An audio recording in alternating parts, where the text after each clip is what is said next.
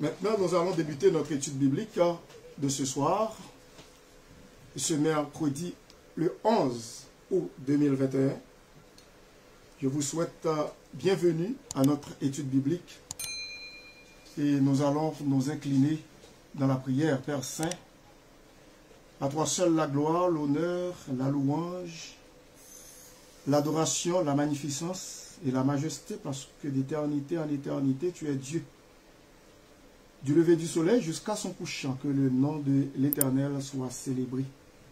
Et nous te remercions infiniment pour le salut éternel que tu nous as donné en Jésus-Christ. Nous qui autrefois cheminions dans le sentier de la mort, nous étions des enfants de la rébellion et nous étions morts dans nos péchés. Mais dans ton amour infini, tu as envoyé ton Fils unique Jésus mourir pour nous, à notre place, sur le bois infâme de la croix. Merci pour son sang qu'il a versé volontairement pour nous, pour payer la dette de nos péchés, pour que nous puissions obtenir le salut éternel. Cette vie éternelle, nous ne l'avions pas méritée, mais tu nous as fait grâce.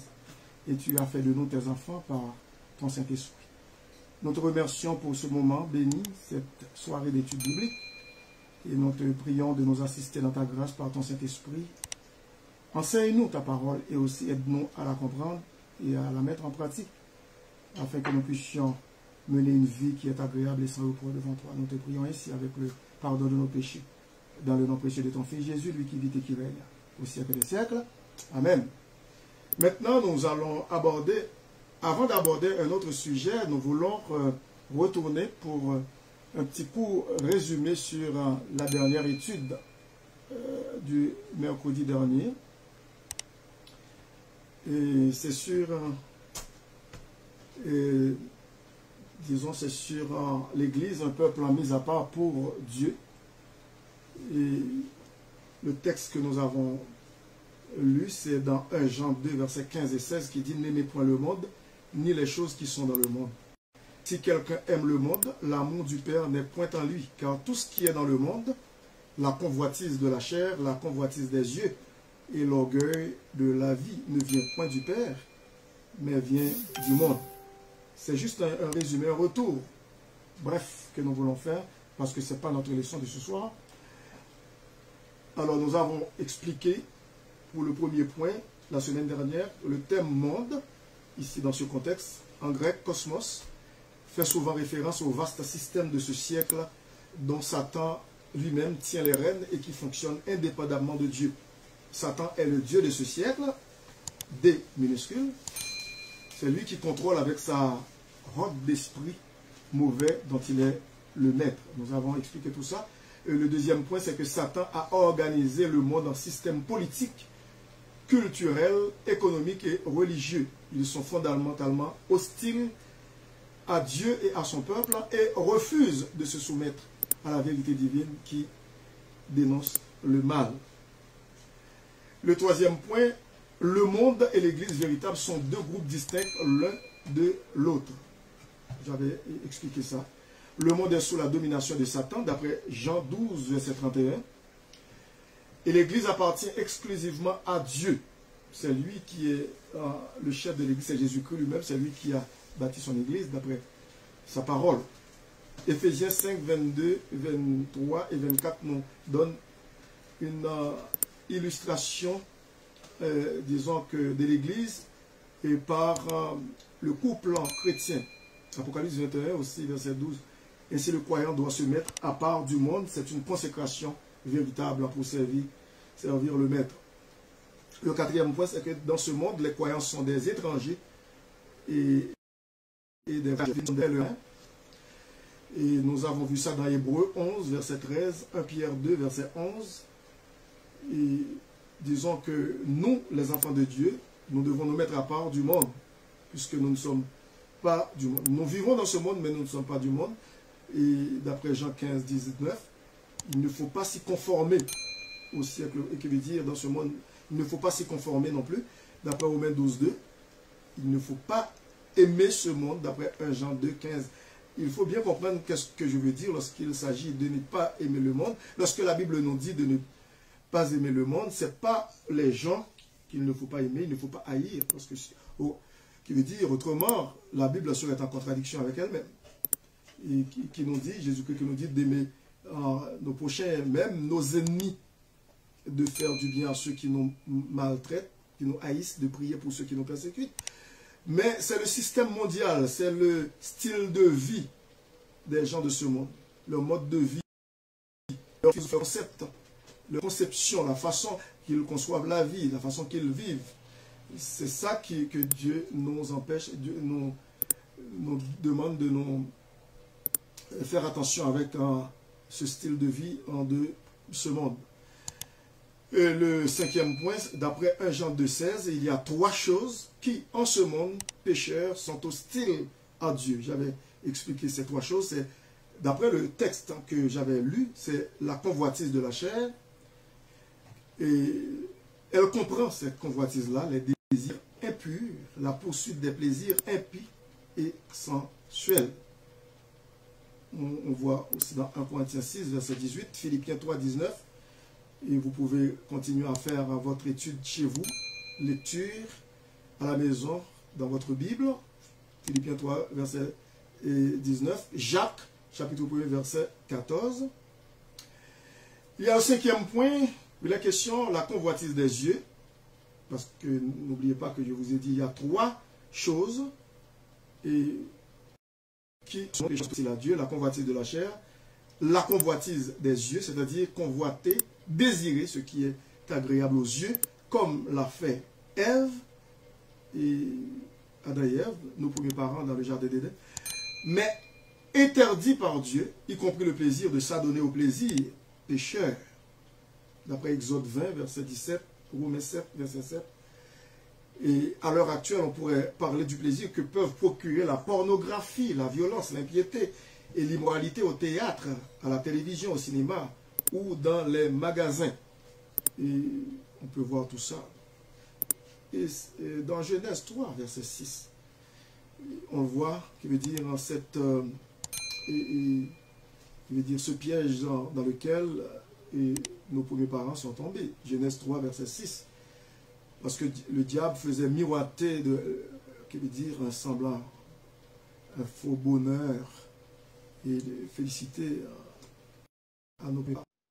Josué 5, verset 21, 2 Samuel 11, verset 2, Matthieu 5, verset 28 aussi. Il y a le 5.c, c'est l'orgueil de la vie qui fait référence à l'esprit d'arrogance et de dépendance qui ne reconnaît pas Dieu comme Seigneur, ni sa parole comme étant l'autorité suprême. C'est lorsque nous voulons faire à notre tête, nous voulons nous soustraire à la dépendance de Dieu, à la volonté de Dieu. Nous voulons faire notre chemin tout seul dans la vie, pensant que nous pouvons mener notre vie comme bon nous semble sans Dieu. Alors c'est l'esprit qui cherche à exalter, à glorifier et à promouvoir l'individu comme étant le centre de la vie. Et que nous trouvons aussi dans Jacques 4, verset 16. Maintenant, nous passons à notre étude de ce soir, où il est question du nom de l'Éternel. La signification du nom de Dieu, le nom de l'Éternel, parce que c'est très important de connaître Dieu, son nom, et qu'il a dévoilé à son peuple, en tout premier lieu à la nation d'Israël, qui veut dire aux enfants d'Israël, et lorsqu'ils étaient en route pour la terre promise, la terre de la promesse, et en Canaan. Et nous trouvons ça dans Exode, chapitre 34. Je vais lire ce passage, et puis jusqu'au verset 6. Je vais m'arrêter au verset 6. L'Éternel dit à Moïse, taille 2 tables de pierre, comme les premières, et j'y écrirai les paroles qui étaient sur les premières tables que tu as brisées, parce qu'il y avait une première table que Dieu avait écrite et à Moïse, mais Moïse était en colère contre les enfants d'Israël. Il a brisé les tables de la loi de Dieu. Le verset 2, sois prêt de bonheur, et tu monteras dès le matin sur le mont Sinaï. Tu te tiendras là devant moi, sur le sommet de la montagne. Le verset 3. Que personne ne monte avec toi et que personne ne paraisse sur toute la montagne. et même que ni brebis, ni bœuf ne pèsent près de cette montagne. Dans le verset 4. Moïse tailla 2 tables de pierre comme les premières. Il se leva de bon matin et monta sur le mont Sinaï, selon l'ordre que l'Éternel lui avait donné, et il prit dans sa main les 2 tables de pierre. Versets 5 et 6. L'Éternel descendit dans une nuée, se tint là auprès de lui, et proclama le nom de l'Éternel. Et l'Éternel passa devant lui et s'écria, l'Éternel, l'Éternel, Dieu miséricordieux et compatissant, lent à la colère, riche en bonté et en fidélité. Bon, c'est lui qui a dévoilé son nom à Moïse. Mais il faut bien comprendre qu'est-ce que Dieu veut dire par ce nom-là. Bon, tout d'abord, le premier point que nous voulons aborder, c'est celui qui existe par lui-même. Le nom de l'Éternel, que la Bible appelle Yahvé ou Yahweh.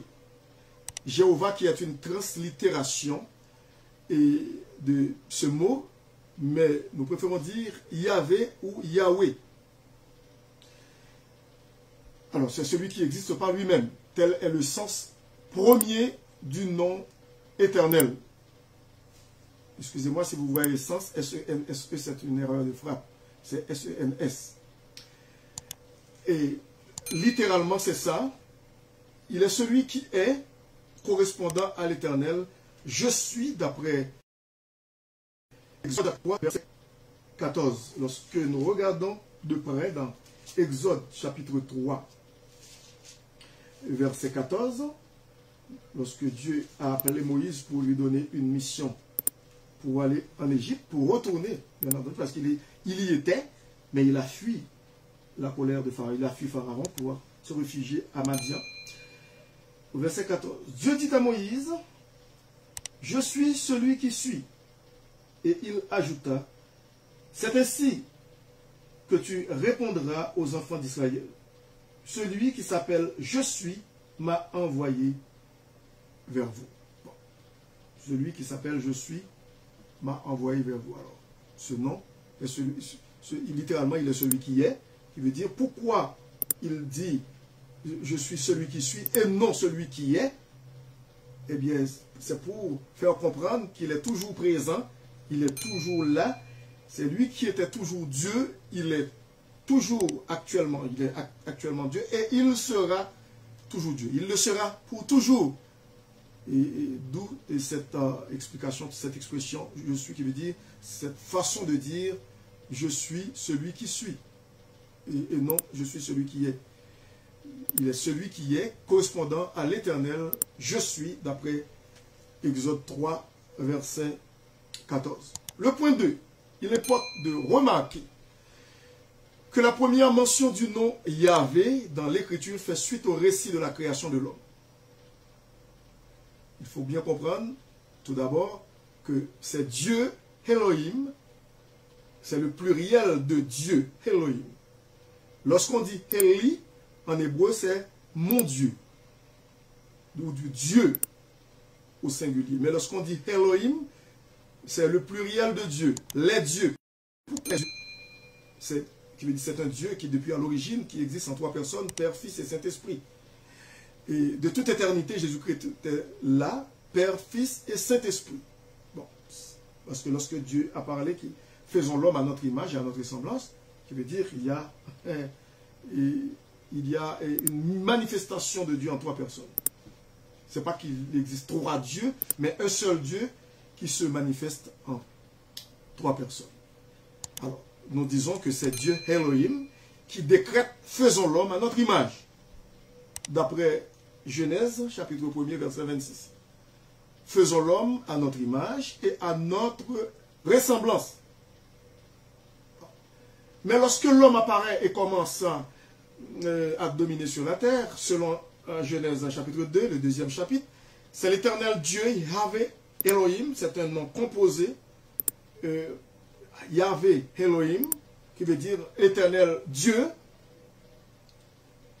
Encore Dieu est au pluriel, Yahvé Elohim, qui agit d'après Genèse, chapitre 2, verset 5. Nous pouvons voir dans Genèse, chapitre 2, et verset 5, il est question de Yahvé Elohim. Ici, Genèse, chapitre 2, verset 5, il est dit, lorsque l'Éternel Dieu, vous voyez, fit la terre et les cieux, aucun arbuste des champs n'était encore sur la terre, et aucune herbe des champs ne germait encore, car l'Éternel Dieu n'avait pas fait pleuvoir sur la terre, et il n'y avait point d'homme pour cultiver le sol. C'est l'Éternel Dieu, c'est-à-dire Yahvé Elohim, non composé, qui agit et dans Genèse chapitre 2 verset 5, et puis le verset 6 dit, mais une vapeur s'éleva de la terre et arrosa toute la surface du sol. Qui veut dire, c'est l'intervention de Yahvé Elohim, eh bien, qui au chapitre 2, verset 5 et suivant. Ce fait montre clairement que sous le nom de Yahvé, Dieu établit une relation particulière avec sa créature. Et toute l'Écriture confirme, tout d'abord, le troisième point, Yahvé est sans contredit le nom divin en rapport avec la rédemption. Et j'espère que vous comprenez bien ce que je veux dire. Je dis que Yahvé est sans contredit le nom divin en rapport avec la rédemption, qui veut dire le rachat de l'homme. Lorsque le péché entra dans le monde et que le rachat de l'homme devint nécessaire, Yahvé Elohim, c'est-à-dire l'Éternel Dieu, Père, Fils et Saint-Esprit, se mit à la recherche de ceux qui avaient péché. Et nous avons vu ça dans Genèse 3, lorsque nos premiers parents ont péché. Et ils ont connu la chute. Et d'après Genèse 3, verset 9 et à 13, je vais faire cette lecture, chapitre 3, verset 9 à 13.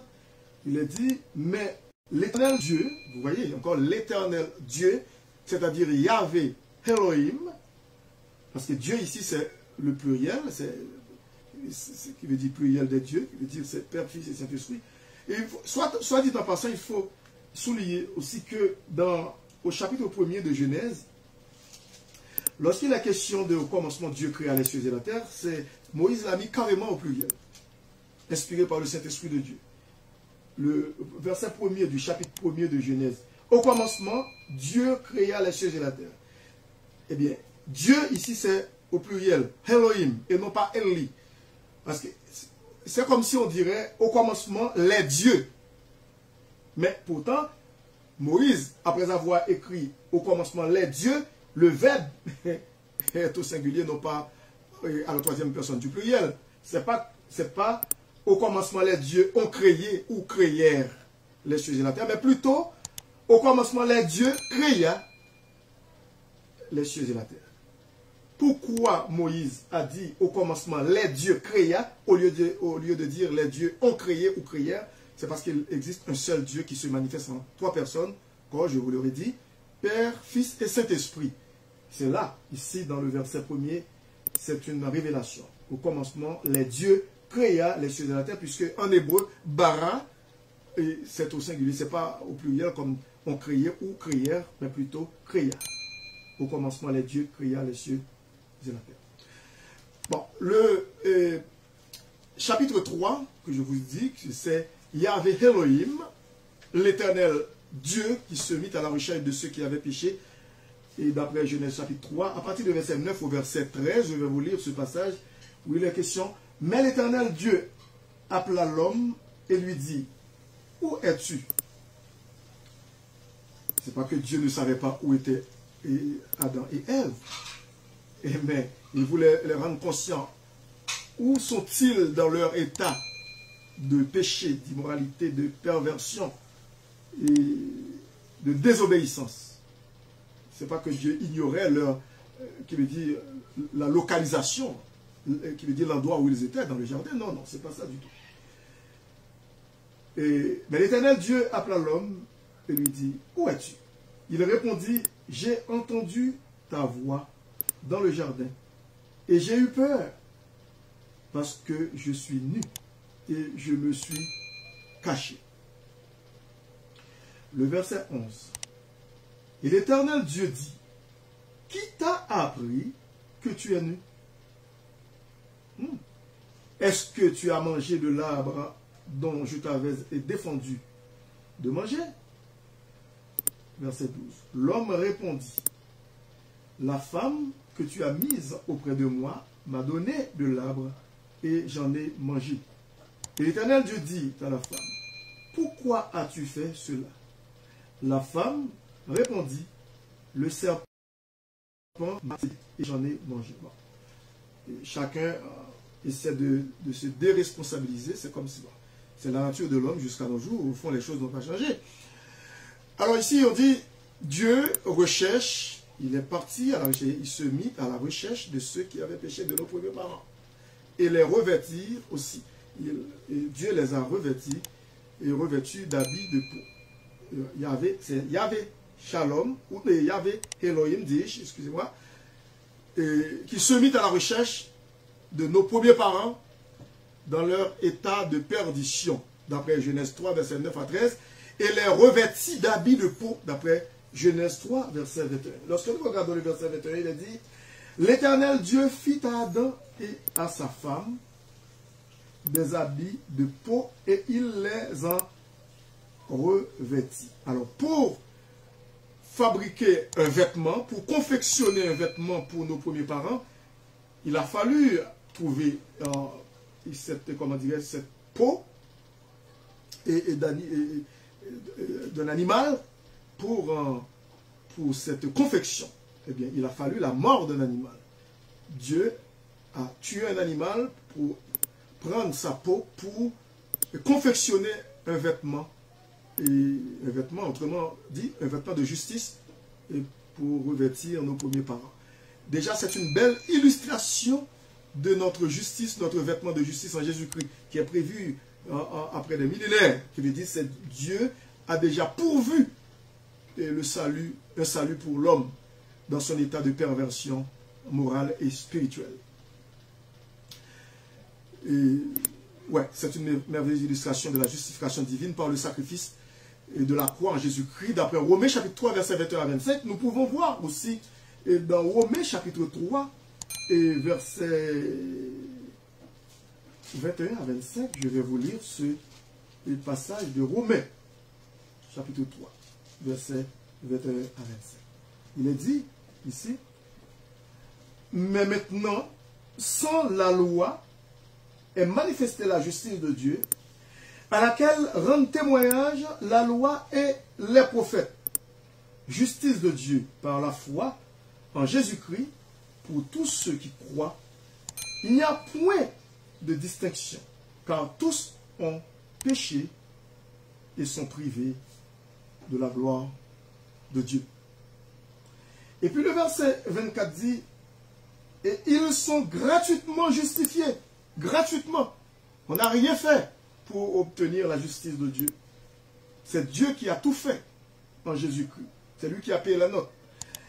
Et ils sont gratuitement justifiés par sa grâce, par le moyen de la rédemption qui est en Jésus-Christ. Et puis le verset 25 dit, c'est lui que Dieu a destiné. Vous voyez le mot destiné ici? Eh bien, c'était depuis dans la Genèse, depuis avant même les temps anciens, immémoriaux. On dit que c'est lui que Dieu a destiné à être par son sang pour ceux qui croiraient victimes propitiatoires afin de montrer sa justice parce qu'il avait laissé impunis les péchés commis auparavant au temps de sa patience. Disons que ce que Dieu a fait pour nous, pour nos premiers parents dans le jardin d'Éden, c'était déjà prévu et une justification pour nous, la justification par le sacrifice sanglant de Jésus-Christ pour nous sur le bois infâme de la croix. la première révélation plus précise de Dieu sous le nom de Yahvé fut accordée en corrélation directe avec la rédemption du peuple de l'Alliance lors de sa sortie d'Égypte. Et nous pouvons regarder dans Exode chapitre 3, et nous allons voir rapidement dans Exode, et au chapitre 3e, et à partir du verset 13, Exode chapitre 3, à partir du verset 13 au verset 17. Je vais vous lire ce passage. Maintenant, le verset 13. Moïse dit à Dieu, j'irai donc vers les enfants d'Israël. Écoute ça bien, c'est Exode 3, verset 13 à 17. J'irai donc vers les enfants d'Israël, et je leur dirai, le Dieu de vos pères m'envoie vers vous. Mais s'ils me demandent, quel est son nom? Que leur répondrai-je? Dieu dit à Moïse, je suis celui qui suis. Et il ajouta, c'est ainsi que tu répondras aux enfants d'Israël. Celui qui s'appelle je suis m'a envoyé vers vous. Le verset 15. Dieu dit encore à Moïse, tu parleras ainsi aux enfants d'Israël. L'Éternel, le Dieu de vos pères, le Dieu d'Abraham, le Dieu d'Isaac et le Dieu de Jacob, m'envoie vers vous. Voilà mon nom pour l'éternité, voilà mon nom de génération en génération. Versets 16 et 17. Va, rassemble les anciens d'Israël et dis-leur, l'Éternel, le Dieu de vos pères, m'est apparu, le Dieu d'Abraham, d'Isaac et de Jacob. Il a dit, je vous ai vu et j'ai vu ce qu'on vous fait en Égypte. Il veut dire les souffrances que vous subissez en Égypte, qu'on vous fait subir. Et j'ai dit, je vous ferai monter de l'Égypte où vous souffrez, dans le pays des Cananéens, des Étiens, des Amoréens, des Phérésiens, des Éviens et des Jébusiens, dans un pays où coule le lait et le miel. Bon, ça, c'est ce que Dieu, c'est la déclaration de Dieu à Moïse, c'est sa mission. Maintenant, le troisième point, c'est que le péché et le salut de l'homme mettent en évidence certains attributs de Yahvé, le Rédempteur. Yahvé, c'est l'Éternel. Et puis, quand on parle de Yahvé ou Yahweh, que nous, habituellement, que nous disons Jéhovah, que nous appelons Jéhovah, mais c'est Yahvé, Yahweh, en hébreu, c'est YHVH, ce sont des consonnes. C'est trois consonnes, YHV, alors, qui veut dire c'est quatre consonnes, YHVH. Yahvé ou Yahweh. Et après un certain temps, eh bien, on a ajouté, les savants juifs, les massorettes ont ajouté, qui veut dire les gens, et les juifs ont ajouté des voyelles pour prononcer le nom de l'Éternel, parce qu'ils avaient peur de prononcer le nom de Dieu. Tantôt, ils disaient Adonai, qui signifie Seigneur, et pour ne pas vraiment prononcer le nom de Dieu, et surtout quand il est question de ne pas le prononcer en vain. Alors, comme je vous ai dit, le péché et le salut de l'homme mettent en évidence, en exergue, certains attributs de Yahvé, le Rédempteur. Tout d'abord, sa sainteté. Sa sainteté.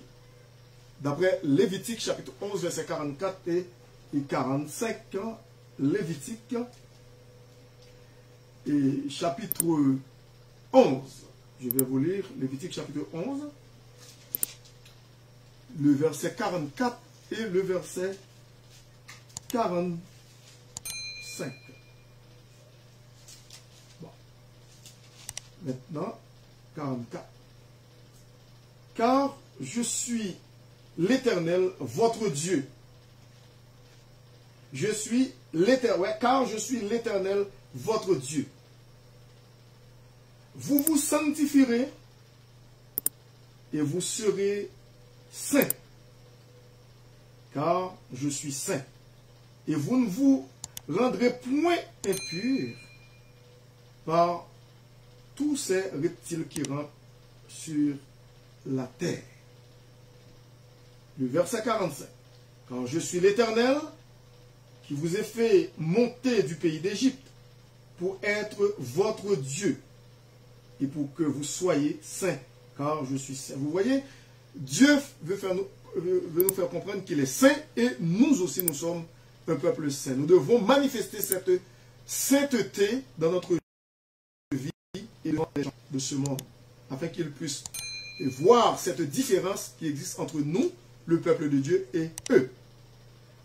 C'est ce qui a été dit pour les enfants d'Israël et aussi c'est pour nous. C'est aussi vrai pour l'église de Jésus-Christ. Pas n'importe quelle église, parce qu'il y a toute une multitude d'églises, il y a toute une pléiade d'églises dans ce monde, mais ça ne veut pas dire pour autant que toutes ces églises-là sont l'église de Jésus-Christ. Alors ici, il est question de la sainteté de Dieu. Eh bien, nous devons aussi nous conformer de cette façon-là. D'après Lévitique 11, versets 44 et 45. D'après Lévitique chapitre 19 aussi, lorsque nous regardons Lévitique chapitre 19, le verset 1er et le verset 2, il est dit, l'Éternel parla à Moïse et dit, parle à toute l'assemblée des enfants d'Israël. Et tu leur diras, soyez saints, car je suis saint, moi, l'Éternel, votre Dieu. Vous voyez? Eh bien, c'est la même chose que l'apôtre Pierre aussi a parlé, il a repris ce commandement de Dieu dans l'Ancien Testament, l'apôtre Pierre. Lorsque nous regardons encore dans Lévitique chapitre 20, à partir du verset 26, Lévitique chapitre 20, verset 26, on va voir, il est dit ici, le verset 26. Vous serez saints pour moi, car je suis saint. Parce que je suis saint, vous serez saints. Moi, l'Éternel. Vous voyez? Je vais reprendre. Vous serez saints pour moi, car je suis saint, moi, l'Éternel. Je vous ai séparés des peuples afin que vous soyez à moi. Vous voyez? Nous qui sommes les enfants de Dieu, nous qui sommes l'Église, l'épouse de Jésus-Christ, et qu'est-ce que ça veut dire l'Église? C'est deux mots grecs. L'Église, ek, deux mots grecs. Ek, qui signifie en dehors de, sortir de, ouais. Ek, kaleo, signifie appeler. Appeler hors du monde pour former un peuple à part pour Dieu. D'où le nom Église, Ecclésia, ek, kaleo. C'est comme ça que comme pour les enfants d'Israël, dans Habakkuk, chapitre 1, verset 12 et 13, c'est avant Sophonie, et Habakkuk, chapitre 1er, chapitre 1er, verset 12, je vais lire le verset 12. N'es-tu pas de toute éternité, éternel, mon Dieu, mon saint? Écoutez ça bien. N'es-tu pas de toute éternité, éternel, mon Dieu, mon saint? Nous ne mourrons pas, ô éternel. Ouais, nous ne mourrons pas. Ô éternel, tu as établi ce peuple pour exercer tes jugements. Ô mon rocher, tu l'as suscité pour infliger tes châtiments. Dieu est saint de toute éternité. Lorsque nous regardons le verset 13 de Habakkuk, chapitre 1er, chapitre 1, verset 13, tes yeux sont trop purs pour voir le mal, et tu ne peux pas regarder l'iniquité. Pourquoi regarderais-tu les péchés et te tairais-tu quand le méchant dévore celui qui est plus juste que lui? Alors, vous voyez, ça c'est Habakkuk qui le dit. Dieu est saint. Il est saint. Nous qui sommes ses enfants, nous devons aussi marcher dans cette sanctification. Le deuxième qui veut dire B, c'est sa haine du péché et le jugement qu'elle implique. Qui veut dire le jugement que cette haine implique. D'après Deutéronome, chapitre 32, verset 35, nous pouvons voir le livre de Deutéronome, qui signifie deuxième loi. Deutéronomos, qui veut dire deuxième loi, Deutéronome. Et après Nombre, chapitre 32, verset 35 au verset 42. Je vais vous lire ce passage. Deutéronome, chapitre 32, excusez-moi. Verset 35, c'est ça, chapitre 32. Verset 35 au verset 42. Maintenant, écoutez ça bien. Il est dit, à moi la vengeance et la rétribution. Et cette portion de l'écriture, l'apôtre Paul l'a pris dans Romains, chapitre 12. Quand il est question de ne pas se venger, de ne pas tirer vengeance de qui que ce soit. Il ne faut pas se venger. Et verset 35. À moi la vengeance et la rétribution. Il dit la récompense. Quand leur pied chancellera. Écoutez, il dit, car le jour de leur malheur est proche. Et ce qui les attend ne tardera pas.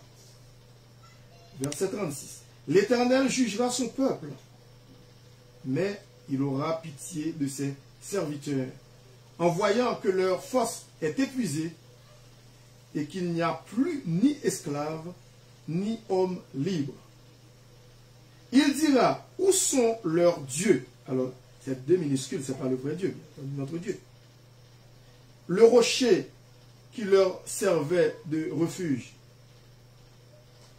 c'est Dieu, qui veut dire au pluriel, c'est Dieu, deux minuscules, et au pluriel, qui mangeait la graisse de leurs victimes, qui buvait le vin de leur libation, qu'ils se lèvent, qu'ils vous secourent.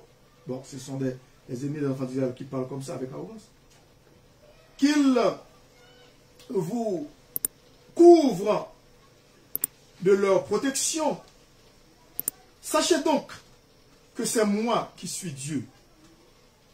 Et alors, non, ici, c'est Dieu de préférence qui parle, il veut dire qui parle aux enfants d'Israël de la façon dont les enfants d'Israël se sont comportés face à lui, et puis ils essayaient de chercher refuge, qui veut dire à des faux dieux, qui ne peuvent pas les délivrer, comme nous voyons aussi dans le psaume 115, il a dit, c'est Dieu qui dit au verset 39, sachez donc que c'est moi qui suis Dieu, et qu'il n'y a point de Dieu près de moi.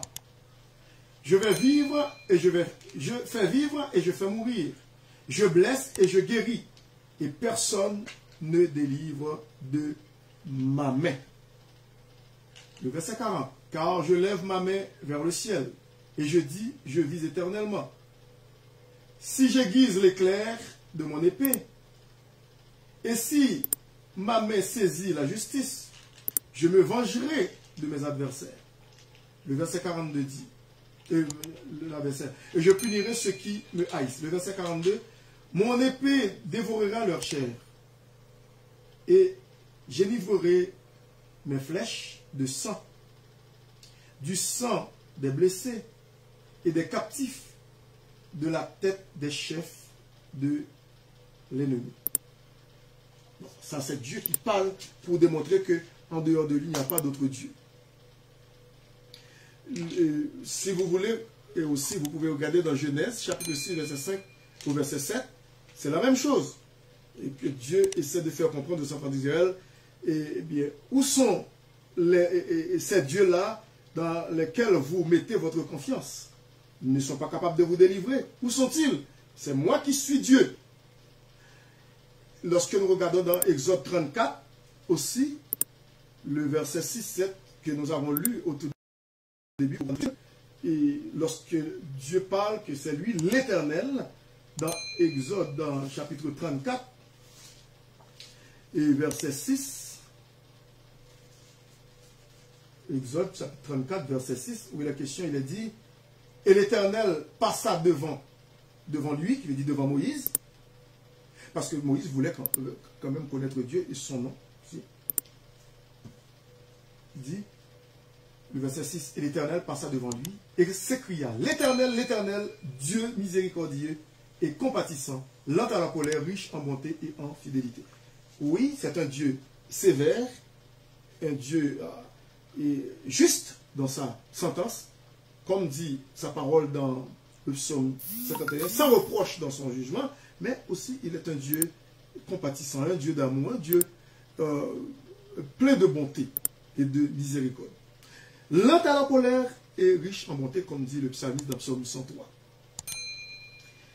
Et c'est David aussi qui dit que, de même qu'un père a compassion de ses enfants, comme un père a compassion de ses enfants, l'Éternel a compassion de ceux qui le craignent, car il sait de quoi nous sommes formés, il se souvient que nous sommes poussière.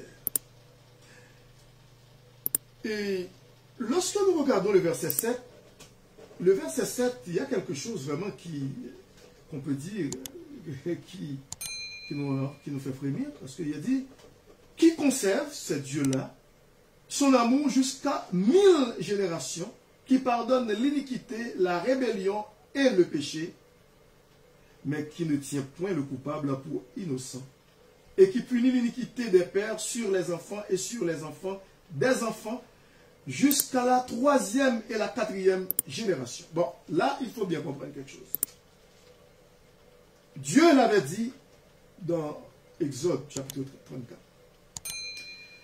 Mais il faut bien comprendre quelque chose. C'est que, depuis dans Jérémie, dans d'autres passages aussi, Dieu avait affirmé qu'un jour viendra où personne ne dira et que les pères ont mangé des raisins verts et les dents de leurs enfants en ont été agacées. Ce qui veut dire, vous n'allez plus dire que mes péchés en tant que parent, en tant que père, vont suivre mes enfants, vont tomber, les conséquences de mes péchés vont tomber sur mes enfants, ou du moins vont faire souffrir mes enfants, vont poursuivre mes enfants. Non, Dieu a dit, chacun paiera pour son propre péché. Et le père comme les enfants. Il veut dire, il ne sera plus question des parents qui ont péché, qui finalement les enfants vont payer pour. Non. Par la grâce de Dieu, eh bien, cela ne va pas avoir lieu. Et puis il faut bien comprendre aussi que Jésus-Christ est mort sur la croix pour nous. Et puis dans Romains chapitre 8, verset 1er, il dit, il n'y a donc maintenant aucune condamnation pour ceux qui sont Jésus-Christ, d'après Romains chapitre 8, verset 1er. Et nous pouvons voir Psaume 11, verset 4 à 6, Psaume 66, verset 18. On peut voir tout ça. Vous pouvez faire votre lecture personnelle. Je ne vais pas faire toutes les lectures dans l'étude biblique parce que je tiens à ce que je finisse ma matière pour l'étude biblique de ce soir. Et si vous voulez, vous pouvez quand même en faire votre lecture quotidienne, lecture chez vous pour compléter votre étude. Et dans Psaume, le livre des Psaumes, Psaume 11, verset 4 au verset 6, et chapitre 66, verset 18. Le troisième point, ou le petit C, parce que nous avons dit que le péché et le salut de l'homme mettent en évidence certains attributs de Yahvé, le Rédempteur, cette troisième évidence, c'est, qui veut dire, ce troisième attribut, dis-je, c'est son amour, son amour. Nous avons parlé de sa sainteté, nous avons parlé de sa haine pour le péché, maintenant nous parlons de son amour pour le pécheur, son amour pour le pécheur, et aussi le pécheur repentant, son amour accordant rédemption au pécheur, sa justice étant satisfaite, et nous voyons ça dans Genèse, je vous avais lu ce passage, et Genèse chapitre 3 verset 21, où il est question d'un vêtement qui a été confectionné par Dieu pour couvrir, pour revêtir et nos premiers parents d'Ève qui étaient nus. Et c'est Dieu qui a fait ce sacrifice, qui veut dire qu'il a tué un animal pour prendre sa peau. Et c'est une merveilleuse illustration que Jésus-Christ va mourir pour nous. Il va donner sa vie en rançon pour nos péchés. Et son corps va être meurtri pour nous sur la croix. Et qui veut dire par son sang, il va nous laver. Ce grand sacrifice sanglant de Jésus-Christ va nous donner la vie éternelle. Et puis Dieu va nous revêtir en Jésus-Christ de son vêtement de justice. Et grâce à son amour pour nous. Son amour accordant rédemption aux pécheurs, sa justice étant satisfaite. Et lorsque nous regardons dans Genèse, dans chapitre 8, c'est pas seulement dans Genèse 3, verset 21, que nous avons vu et Dieu à l'œuvre pour Adam et Ève, nos premiers parents, mais nous pouvons aussi voir dans Genèse, chapitre 8, verset 20 et 21, nous pouvons voir ça. Je vais vous lire ce passage. Genèse, chapitre 8, verset 20 et 21. Ici, il est dit, je vais vous lire ce passage. Noé bâtit un autel à l'Éternel. Il prit de toutes les bêtes pures, écoutez ça bien, et de tous les animaux, et de tous les oiseaux purs, et il offrit des holocaustes sur l'autel. C'est un sacrifice qu'il a rendu à Dieu. Bon.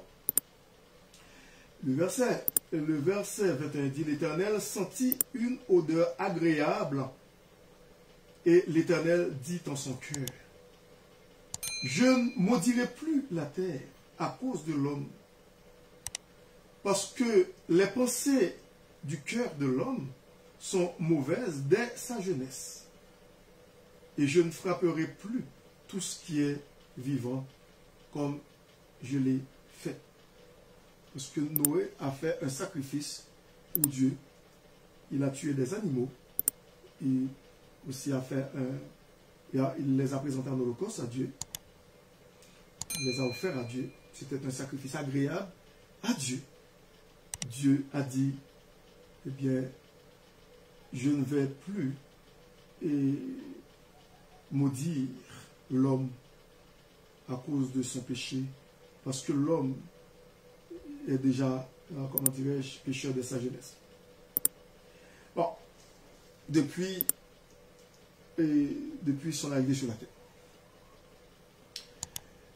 Et nous pouvons voir aussi dans Exode chapitre 12, verset 12 au verset 12, et nous pouvons voir, c'est avec Moïse, dans Exode chapitre 12, verset 12 au verset 12, qui veut dire les 12 ce sont des dominateurs, alors ils sont partout. Chapitre 12, verset 12 à 12. Il est dit, cette nuit-là, ça ce sont les consignes que Dieu avait données aux enfants d'Israël, c'est la rédemption lorsque l'ange exterminateur va passer en Égypte pour exterminer tous les premiers-nés qui n'ont pas Dieu dans leur vie, parmi les Égyptiens. Ils vont épargner les premiers-nés d'Israël. C'était la dernière soirée où les enfants d'Israël vont se mettre en route pour aller en Canaan, pour traverser le désert, traverser la mer Rouge.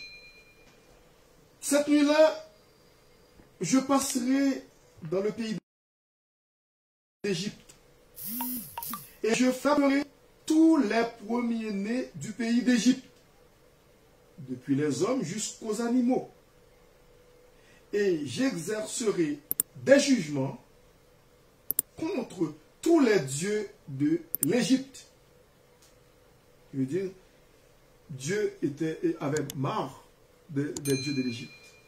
Ces dieux-là étaient en horreur à l'Éternel. Dieu du Nil, le fleuve du Nil, Dieu de la fertilité pour comment dirais-je, pour les champs, les jardins, tout ça. Il y a le Dieu soleil, Ra en égyptien.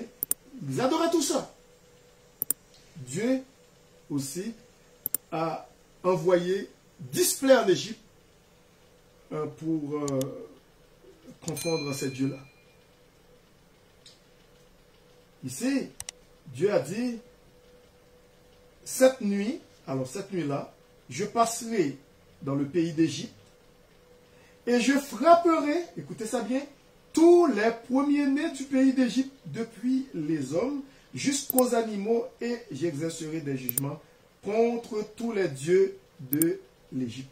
Je suis l'Éternel. L'Éternel. C'est ce que Dieu avait dit.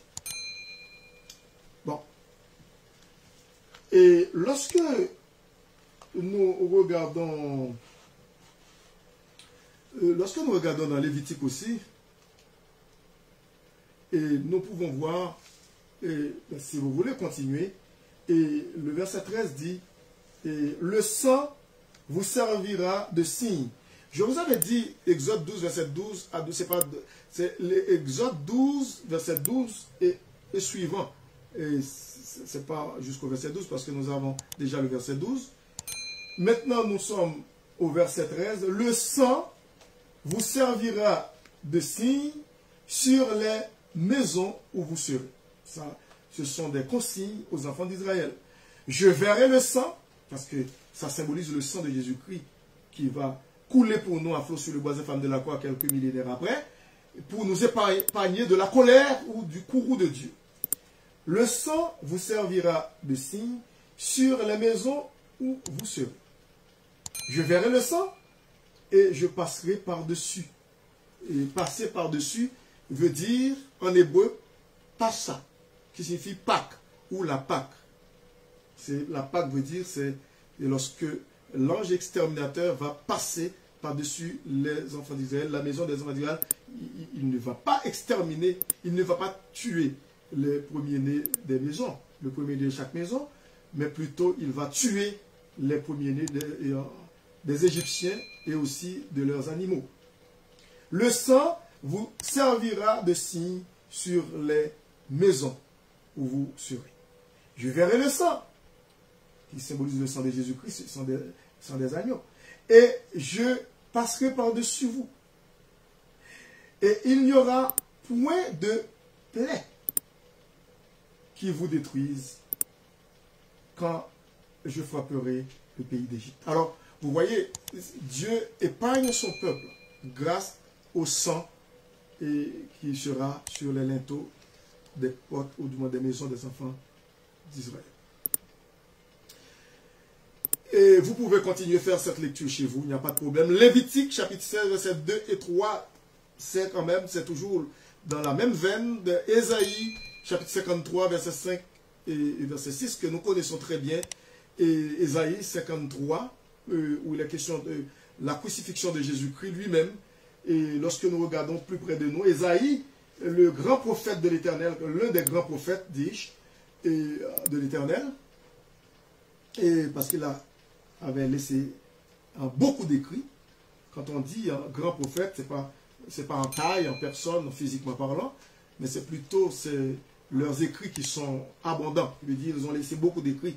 Les petits prophètes, comme on dit en anglais, minor, qui veut dire les prophètes mineurs, les petits prophètes, mais ils ont laissé très peu d'écrits. Mais les prophètes majeurs, c'est qu'ils ont écrit beaucoup, comme Ézéchiel, Ésaïe, Jérémie et tant d'autres encore qui ont écrit beaucoup. Mais lorsque nous regardons dans Ésaïe 53, cela décrit 700 ans avant la venue de Jésus-Christ, bien entendu. 700 ans. Et la crucifixion de Jésus-Christ sur la croix, dans Ésaïe 53.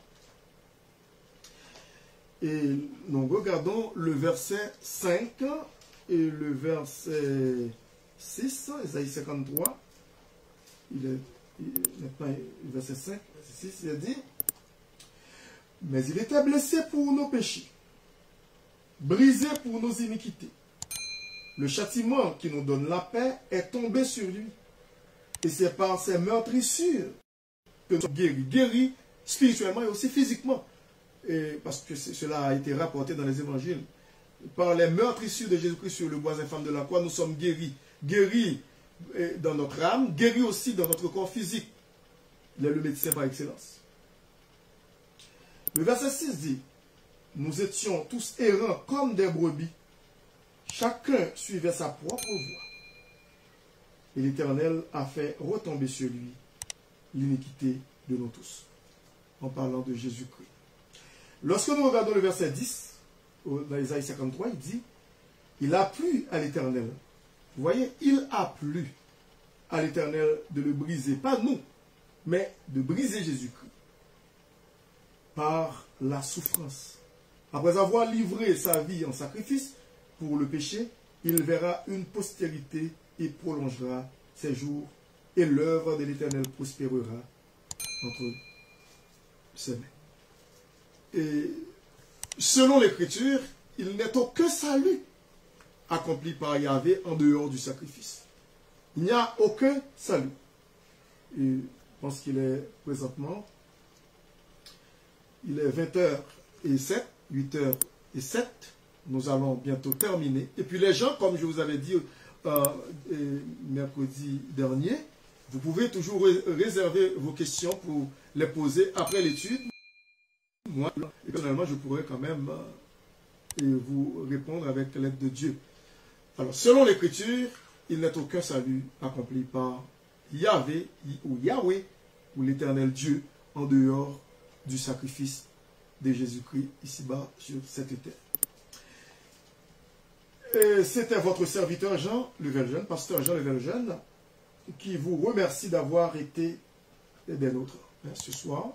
Et je vous donne rendez-vous au mercredi prochain, Dieu voulant, et à la même heure, qui veut dire à 19h, pour une étude similaire. Maintenant, nous allons prier, nous allons nous incliner dans la prière. Père Saint, nous te remercions pour ce bon moment passé en ta sainte présence, en ta compagnie. Merci pour ta parole, pour cette belle étude. Nous te prions, Père Saint, de nous aider vraiment à comprendre cette étude, à saisir vraiment les enseignements qui ont été dégagés dans cette étude. Fait que nous puissions mettre ta parole en pratique et que nous puissions, afin que nous puissions vivre une vie de victoire pour ta gloire jour après jour et sur le péché sous toutes ses formes. Nous te prions pour ceux et celles qui ne te connaissent pas, qui peut-être ont entendu, ont écouté cette étude. Nous te demandons, Père Saint, de toucher leur cœur à la conversion. Fait qu'ils reçoivent Jésus-Christ dans leur cœur comme leur Sauveur et Seigneur personnel. Ainsi, avec le pardon de nos péchés, dans le nom précieux de ton Fils Jésus, lui qui vit et qui règne au siècle des siècles. Amen. Merci beaucoup. C'est encore votre serviteur, pasteur Jean Leveljeune, qui vous dit merci d'avoir été en ma compagnie, mais des nôtres. Que le Seigneur vous bénisse abondamment. Et à la prochaine. Merci.